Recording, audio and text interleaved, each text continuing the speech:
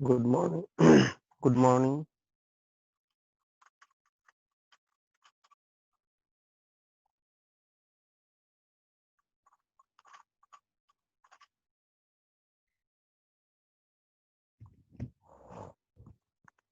Good morning.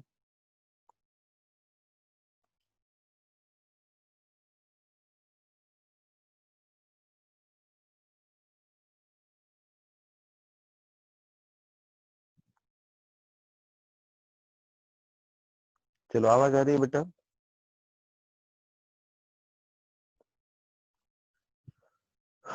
आवाज आ रही है? Yes no? Yes sir. Okay.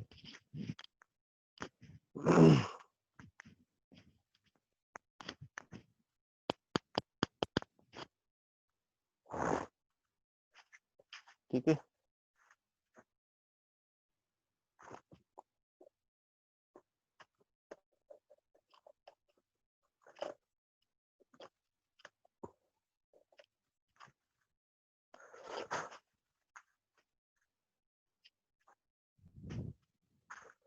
तो आज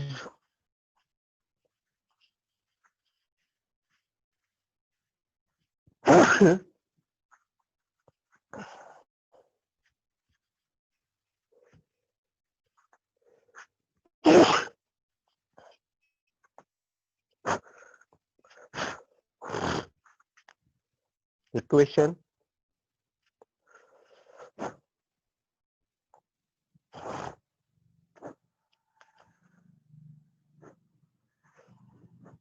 बॉडी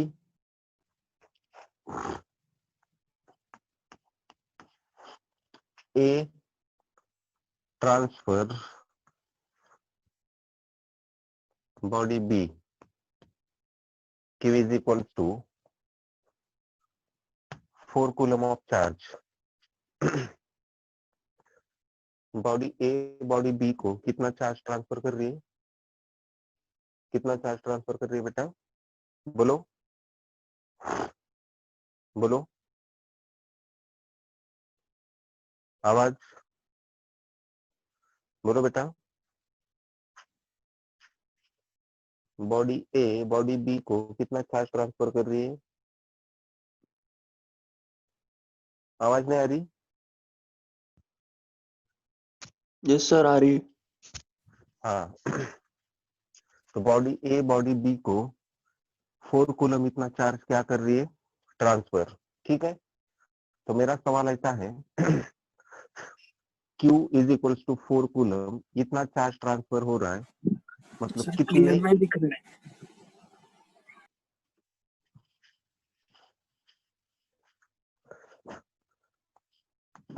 बॉडी ए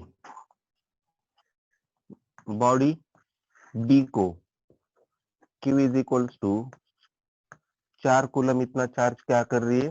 ट्रांसफर कर रही है। तो आपको फाइंड आउट करना है 4 कूलम चार्ज ट्रांसफर हो रहा है, मतलब कितने इलेक्ट्रॉन ट्रांसफर हो रहे हैं, और सेकेंड इलेक्ट्रॉन का कितना मास ट्रांसफर हो रहा है। समझ में आया? समझ में आया?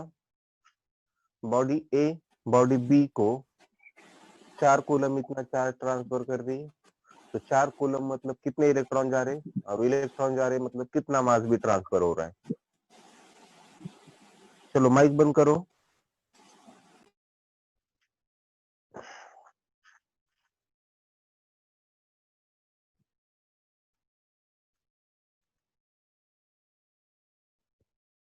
बोलो बेटा। Sir 2.4 into 10⁻18। इलेक्ट्रॉन और मास कितना जा रहा है? सर उसे मल्टीप्लाई करना पड़ेगा मास। हाँ, करेक्ट है। चलो बाकी लोग करेंगे।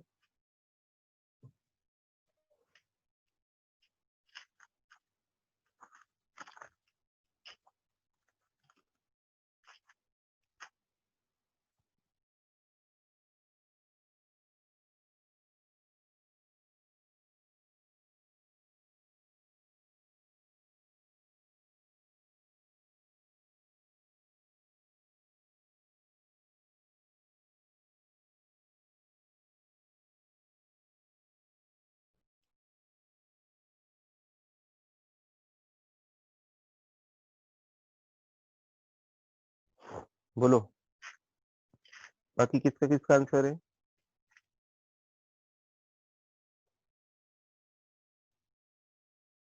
बोलो। युग, तुषार, तेजस, सौरभ, दीप, देवी, पाटिल आर्यन, सतीश पवार, श्रुति, सुमित, तेजस, अथर्व, श्रेयस। बोलो बेटा।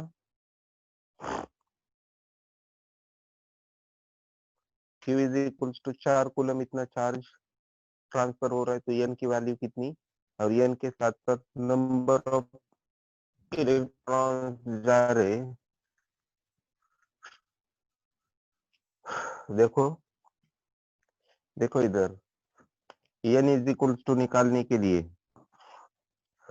We know that Q is equals to n into e, तो n is equals to Q divided by e. तो एन इज इक्वल्स टू कितना होगा? Q कितना है देखो, 4 coulomb divided by charge on electron कितना है? 1.6 इंटू 10 रेज टू माइनस 19। ये डेसिमल कैंसर यहाँ पे हुआ 40, 16 टू जार 32, रिमेनिंग इज 8। डेसिमल दिया 8 का हुआ 80, तो 16 5 जार 80, तो n is equals to 2.5 into ये 10 रेज टू माइनस 19 ऊपर जाएगा तो क्या होगा? 10 रेज टू 19, इतने इलेक्ट्रॉन्स। ठीक है, मतलब n is equals to Q is equals to 4 coulomb इतना चार्ज ट्रांसफर हो रहा है, मतलब n इज इक्वल्स टू कितने इलेक्ट्रॉन जा रहे हैं? 2.5 इंटू 10 रेज टू 19। अब इतने इलेक्ट्रॉन जा रहे हैं मतलब इतने इलेक्ट्रॉन का मास जा रहा है। अगर एक इलेक्ट्रॉन जा रहा होगा तो मास जा रहा होगा कितना? 9 into 10 raise to minus 31 kilogram एक इलेक्ट्रॉन के लिए। लेकिन इतने इलेक्ट्रॉन के लिए मास कितना जा रहा होगा? n नंबर ऑफ इलेक्ट्रॉन के लिए 2.5 into 10 raise to 19 into 9 into 10 raise to minus 31, जो कुछ आएगा 25 9 जार 22.5 इंटू 10 रेज टू माइनस 31 19 कितना माइनस रहेगा? 12 -12 किलोग्राम। ठीक है, देखो इसे राइट डाउन दिस वन। लिखने के बाद मुझे बोलेंगे।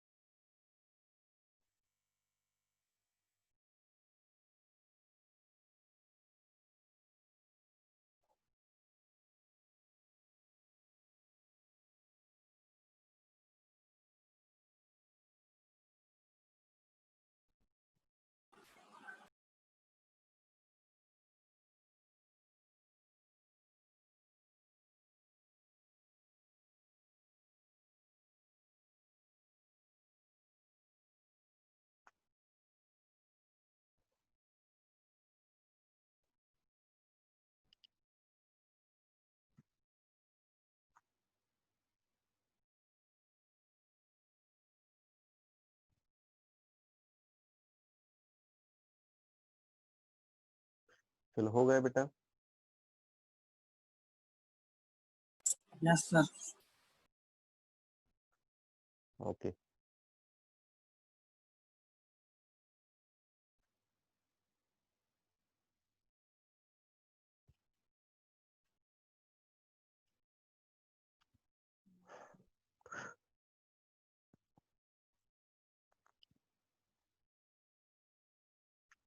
नेक्स्ट। तो इस क्वांटाइजेशन पे और एक सवाल करेंगे। Suppose body A body B को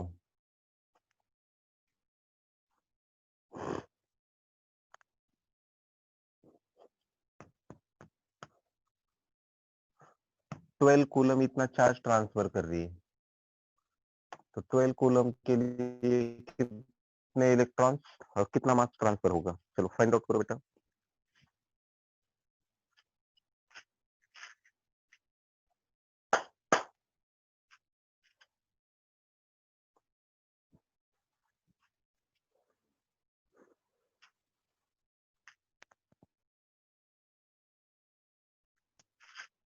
sir 7.5 into 10 raised to 19. 7.5 into 10 raised to 7.5. Yes yes yes, बहुत सही बेटा। मास निकालो।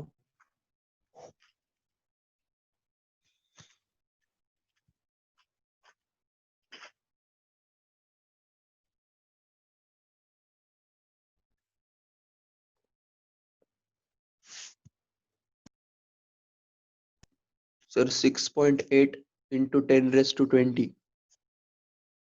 6.8 into 8 10 raised to 20. Okay okay okay okay okay, ठीक है। बाकी लोग? Sir, 6.7 into 10 raised to 20. 6.7 बहुत सही into बेटा। 10 to 20. ओके ओके ओके,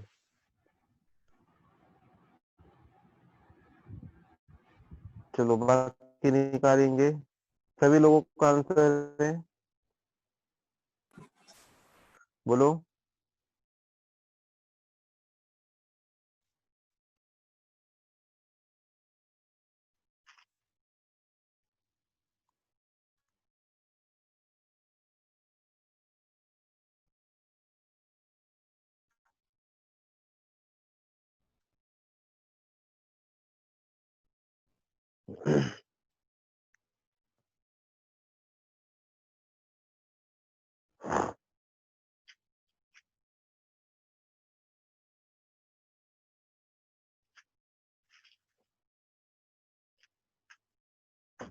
और एक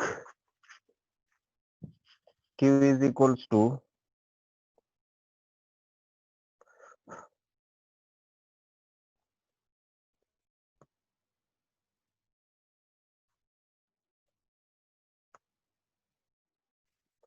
चार्ज ट्रांसफर हो रहा है, सपोज 12.8 कूलम, तो कितने इलेक्ट्रॉन्स और कितना मास ट्रांसफर होगा? Sir 8 into 10 raised to 19 or mass 72 into 10 raised to 19. Correct है।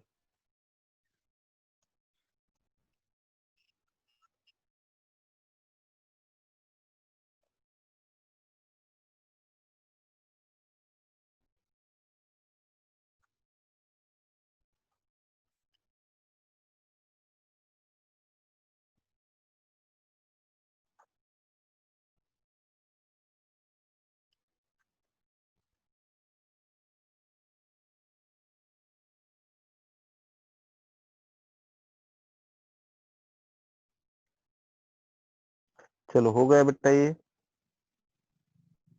Yes, sir. Yes, sir. Okay okay okay okay,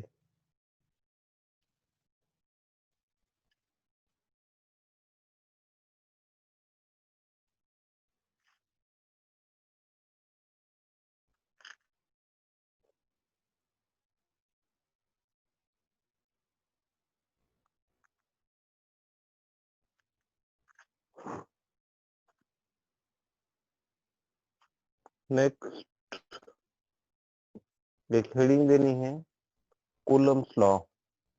give the heading Coulomb's law. Coulomb's law, ठीक है।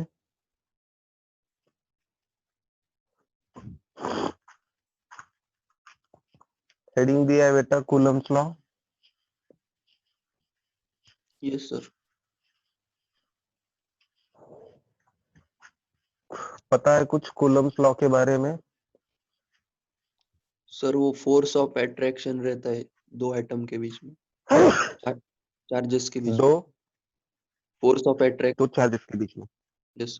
फोर्स ऑफ अट्रैक्शन, ठीक है, और कोई बताएगा?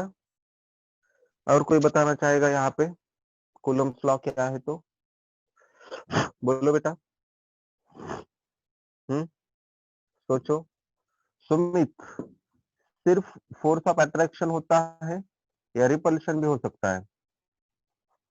यस सर, रिपल्शन भी हो सकता है। Coulomb's law, force of attraction और फोर्स ऑफ रिपल्शन। देखिए, हम दो चार्जेस कंसिडर करेंगे। यहाँ पे है Q1, ठीक है, और यहाँ पे है Q2। दोनों एक दूसरे से सपोज R इतने डिस्टेंस पे है। कितने डिस्टेंस पे है? R, ठीक है। अब देखिए न्यूटन का ग्रेविटेशन का लॉ आपको पता होगा। दो मासेस होते हैं M1 M2, R इतने डिस्टेंस पे होते हैं। माइक बंद करो बेटा, कौन बोल रहा है बीच बीच में? तो M1 M2 और डिस्टेंस कितना होता है? R। सर अब वीडियो स्टॉप हो गया न्यूटन ने शायद। स्टॉप हो गया क्या? हाँ सर, Yes, sir. दिखाई नहीं दे रहा कुछ? दे No, रहा है sir. पर वो हो गया। एक मिनट, एक मिनट।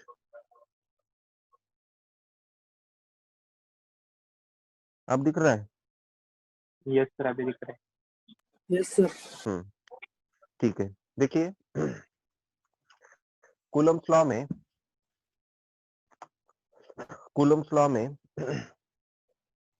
कूलम नाम के साइंटिस्ट ने कहा था दो चार्जेस हम कंसिडर करेंगे, एक Q1 नाम का, दूसरा Q2 नाम का। सपोज अगर ये Q1 प्लस है और Q2 भी प्लस है तो Q1 Q2 को दूर ढकेलेगा। सिमिलरली Q2 Q1 को भी क्या करेगा? दूर ढकेलेगा। ठीक है, ढकेलने के लिए लगेगा फोर्स। क्या लगेगा? फोर्स। ठीक है, या फिर उसने कहा था अगर ये प्लस होगा ये माइनस होगा तो Q1 Q2 को अट्रैक्ट करेगा, Q1 Q2 को अट्रैक्ट करेगा एंड Q2 Q1 को अट्रैक्ट करेगा, तभी भी फोर्स होगा। मतलब पॉजिटिव पॉजिटिव हो गए तो रिपल्सिव फोर्स, पॉजिटिव नेगेटिव हो गए तो अट्रैक्टिव फोर्स। बात समझ में आ रही है? यस नो बोलो। Yes sir. बात समझ? हाँ, तो दो चार्जेस के बीच में कूलम का कहना था दो तरह का फोर्स होगा। एक तो फोर्स ऑफ अट्रैक्शन होगा या फिर कैसा होगा? Force of repulsion. अट्रैक्शन होगा या फिर हाँ, फोर्स ऑफ अट्रैक्शन और फोर्स ऑफ रिपल्शन। तो कूलम्स लॉ में कूलम का कहना था अगर F हमने कंसिडर किया force of attraction, force of क्या? अट्रैक्शन और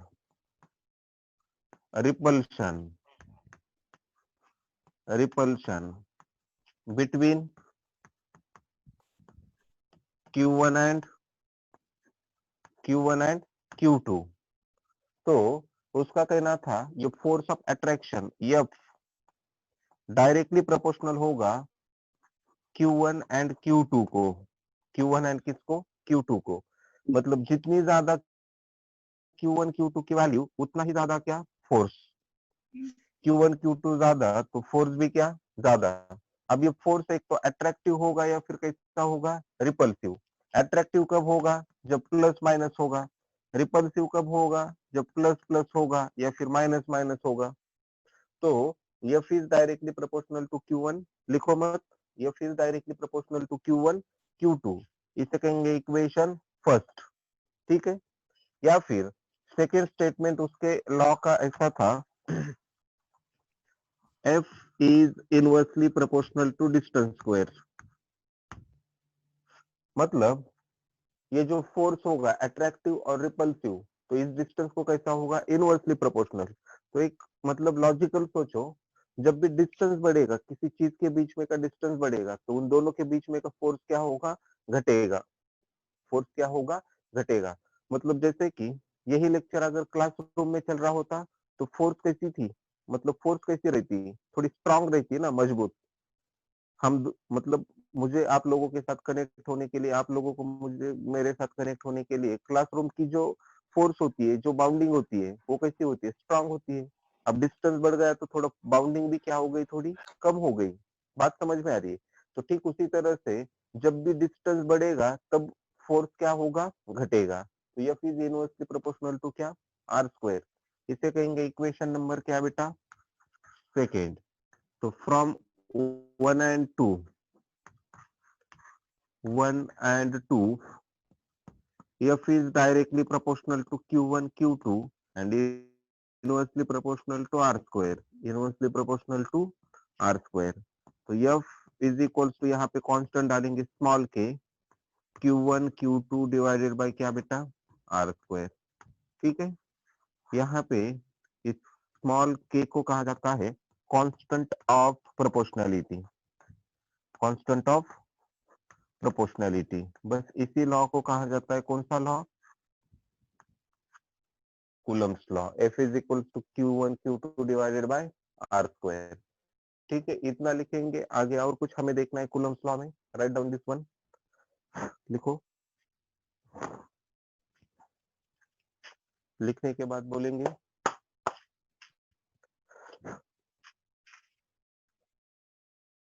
समझ में आया बेटा, yes no, Yes, sir. Yes no, okay.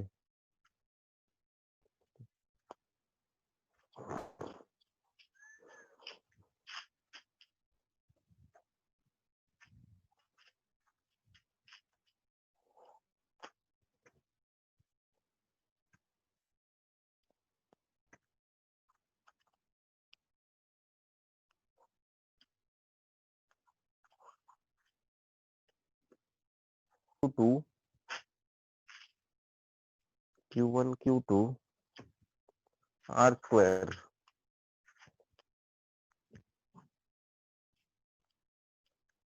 ऐसा याद ही रखो।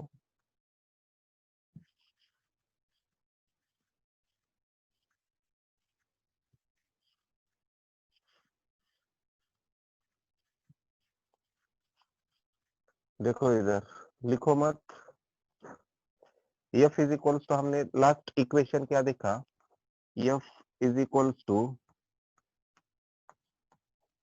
K Q1 Q2 divided by क्या, R स्क्वायर। तो इस K की एक खास वैल्यू होती है बेटा, K is equals to 1 divided by 4 pi epsilon naught. ठीक है, तो फिर से F इज इक्वल्स टू, ये इक्वेशन क्या होगा, तो F is equals to K की जगह लिखेंगे 1 बाय 4 पाई इप्सिलॉन नॉट, मतलब Q1 Q2 divided by 4 pi epsilon naught into R square. अब ये इप्सिलॉन नॉट में आगे आपको बताऊंगा क्या होता है, तो लेकिन F इज इक्वल्स टू ये एक इक्वेशन होगा और ये दूसरा इक्वेशन होगा, F is equals to Q1 Q2 divided by 4 pi epsilon naught into R square. ठीक है, उसके बाद यहाँ पे ये जो एप्सिलॉन नॉट दिख रहा है, तो ये एप्सिलॉन नॉट की एक वैल्यू होती है 8.85 इंटू 10⁻⁻11 कूलम स्क्वायर पर न्यूटन मीटर स्क्वायर। ठीक है, और इस एप्सिलॉन नॉट को कहा जाता है permittivity, permittivity of free space और vacuum, permittivity of free space और वैक्यूम। तो परमिटिविटी क्या होती है, एक बात सुनिए, परमिटिविटी का मतलब परमिशन, मतलब ये दो चार्जेस जिस मीडियम में रखे हैं उस मीडियम को परमिशन देनी पड़ती है ताकि एक चार्ज दूसरे चार्ज पे कितना फोर्स क्या कर सके, एग्जर्ट कर सके। अब वो फोर्स अट्रैक्टिव होगा या फिर कैसा होगा, रिपल्सिव। मतलब एयर में होगे तो परमिशन अलग होगी, उसके बाद किसी मीडियम मतलब रादर देन एयर और फ्री स्पेस होगी, जैसे कि किसी लिक्विड में है तो वहां पे परमिशन की वैल्यू अलग होगी। मतलब permittivity is the parameter which decides strength of electrostatic force of attraction और रिपल्शन बिटवीन गिवन चार्जेस। तो ये डिसाइड करेगा कि दो इलेक्ट्रिक चार्जेस के बीच में ये फोर्स कितना होगा। ठीक है, समझ में आ रहा है? तो उसे कहा जाता है क्या? परमिटिविटी। अब यहाँ पे देखिए, इस परमिटिविटी की वैल्यू 8.85, मतलब एप्सिलॉन नॉट की वैल्यू ऑलवेज कांस्टेंट होती है, 8.85 इंटू 10⁻11। 4 की वैल्यू भी कांस्टेंट है, पाई भी क्या है? कांस्टेंट। अगर इन वैल्यूज को रख दिया तो के लिए एक स्टैंडर्ड वैल्यू मिलती है, देखिए पता है किसी को? 4 इंटू पाई की जगह 3.14 इंटू एप्सिलॉन नॉट की जगह 8.85। लिखो मत, देखो इधर, सर बोलो। 9 into 10 raised to 9. Correct, 9 into 10⁻9। तो देखिए इधर 1/4 पाई इप्सिलॉन नॉट, यहाँ पे सभी वैल्यूज अगर रख दी तो इक्वेशन मिलेगा 1/4 इंटू 3.14 इंटू इप्सिलॉन नॉट की वैल्यू कितनी? 8.85 इंटू 10⁻11। अगर ये कैलकुलेशन किया तो ये मिलता है 9 इंटू 10⁻9, इतना 1/4 पाई इप्सिलॉन नॉट। आया समझ में? तो यहाँ पे 1 डिवाइडेड बाय ये 4 पाई इप्सिलॉन नॉट की वैल्यू उतनी रख के F इज इक्वल टू और एक इक्वेशन मिलेगा, F is equal to 9 into 10⁻9 Q1 Q2 divided by R square. ठीक है, ये वाला भी इक्वेशन। ठीक है, इसे लिखेंगे, राइट डाउन दिस वन।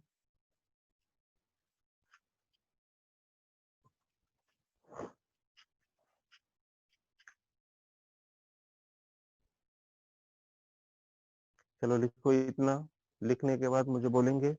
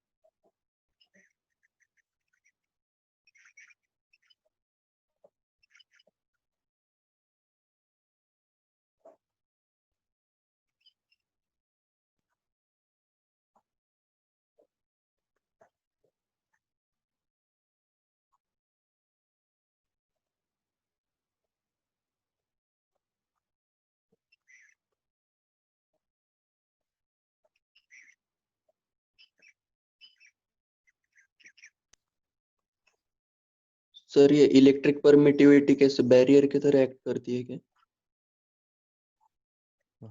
हाँ, वैसा भी कह सकते हैं हम। मतलब जितनी ज्यादा परमिटिविटी उतना ज्यादा फोर्स होगा, मतलब उतनी स्ट्रेंथ ज्यादा होगी। अब ये वैक्यूम और फ्री स्पेस की इतनी होती है, तो अलग अलग मीडियम की अलग अलग होती है, आगे देखेंगे हम।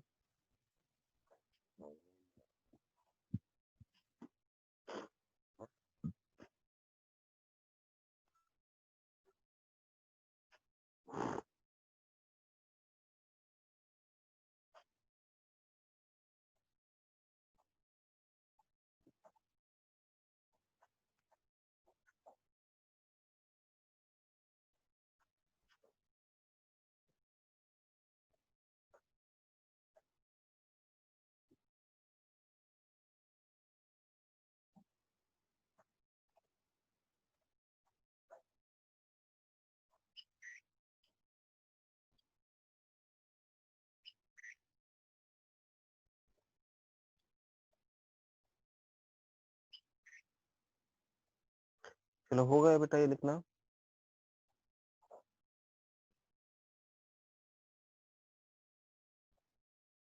लिखना हो गया।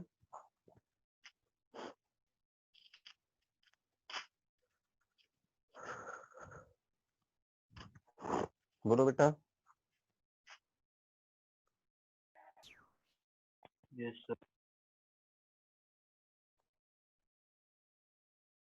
ओके।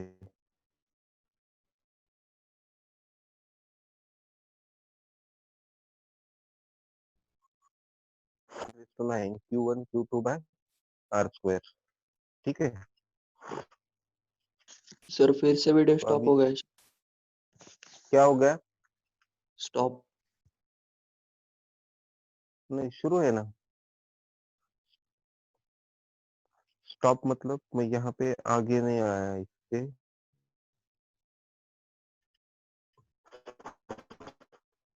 इधर ही हूँ। अब शुरू हुआ, बोलो। अब शुरू यस हुआ सर। बेटा। हाँ, तो अब ये 2 मिनट में ये सेशन फिर से खत्म होगा।